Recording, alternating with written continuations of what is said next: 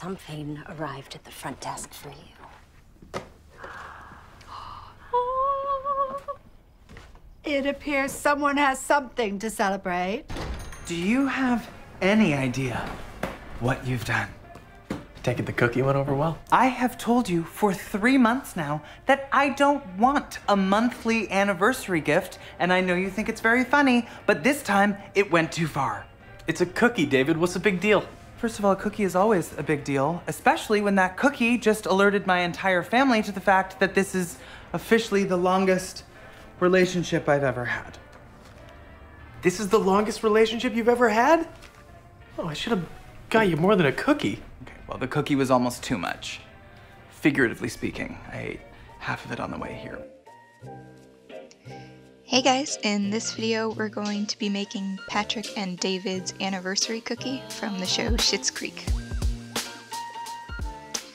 So we are going to need a heart-shaped pan to make this, and if you're like me, you probably don't want to buy a pan that you are probably not going to use more than once a year, so we're going to make one out of aluminum foil.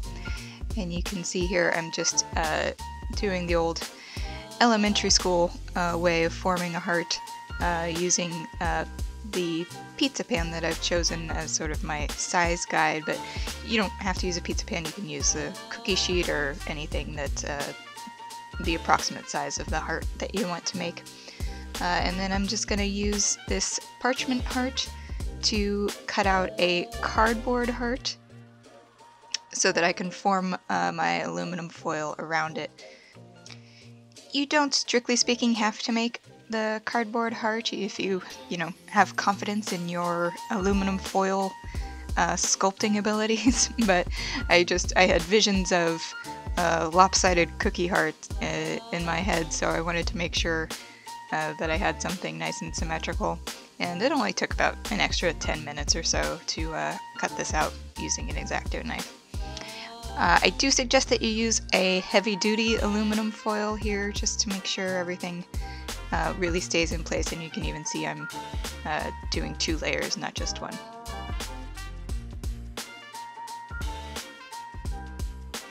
So then you just remove your cardboard heart and you've got a pan that's ready to be filled with cookie dough. For our cookie dough, we're going to need 2 1/4 cups of flour, 1 cup of butter, 2 eggs, 1 teaspoon of baking soda, 1 1/2 teaspoons of salt, 1 cup of brown sugar and 1/2 cup of white sugar, 1 teaspoon of vanilla extract, 1 cup of semi-sweet chocolate chips, and 1 cup of milk chocolate chips.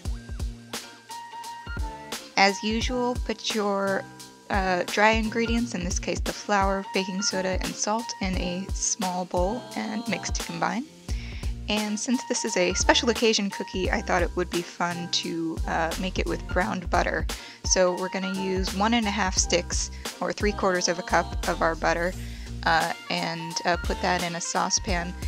If you've never browned butter before, I wanted to show you all the steps. It's going to melt, and then it's going to foam, and then the foam's going to subside, and it's going to be sort of bubbly. You want to use a light colored saucepan to make sure that you can see the bottom of the pan. And once the bubbles start to get a little bit bigger, that's when you want to pay extra close attention, because it's going to brown at any second.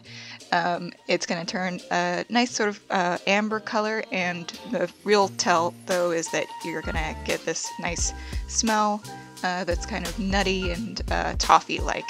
So once that happens, you can see there's the color right there. You want to immediately remove it from heat so it doesn't burn. And go ahead and add it to a large mixing bowl with the rest of your butter and stir until it's all melted.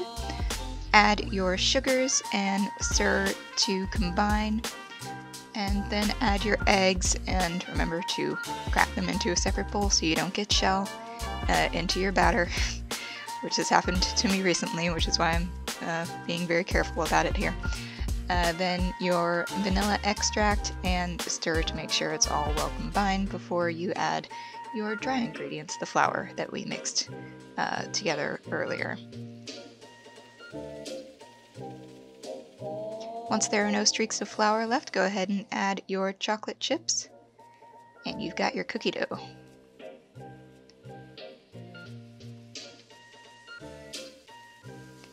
Go ahead and add all that dough to your heart pan.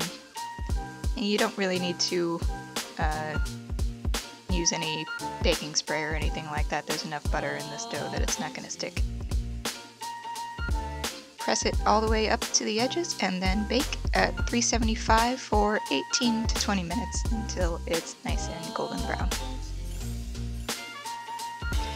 While the cookie cools, we're going to make a very small batch of buttercream using a 1/4 cup of room temperature butter, a tablespoon of cream, 1 cup of sifted powdered sugar, a pinch of salt, a 1/4 teaspoon vanilla extract, and a little bit of red food coloring. Go ahead and cream your butter with a hand or a stand mixer and then add your powdered sugar. Since there's so little butter here, it's going to take a little while for the sugar and the butter to come together, but just keep mixing and it eventually will. And you just go ahead and add your vanilla extract, salt, and cream.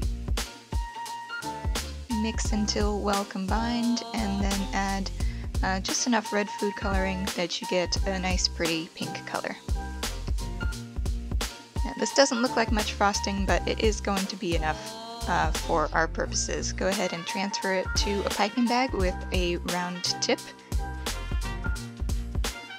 and then write your message.